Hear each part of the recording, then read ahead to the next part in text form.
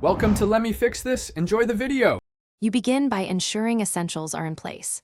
Power on the board and projector, connect your laptop via HDMI or USB, and join the classroom Wi-Fi.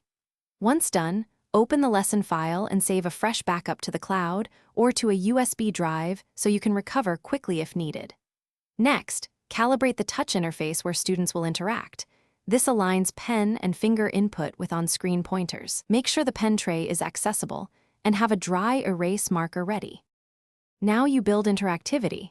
Import your slides as the base layer, then add an interactive layer for drag, drop, and hotspot activities so students manipulate content directly.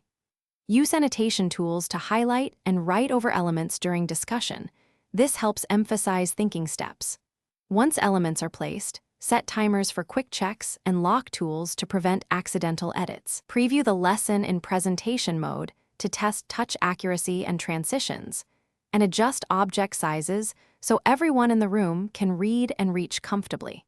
During class, invite a student to demo gestures first so everyone understands tap, drag, and erase, then rotate turns to keep engagement high. After the activity, export annotated screens as PDFs and upload them to the class drive so students can review later. Make sure to clear temporary files and log out of personal accounts. If the board becomes unresponsive, first restart the board and your laptop. Check HDMI/USB and power cables, reconnect Wi-Fi, and switch inputs. These steps resolve most issues quickly. Thanks for watching. If you found this helpful, don't forget to like and subscribe.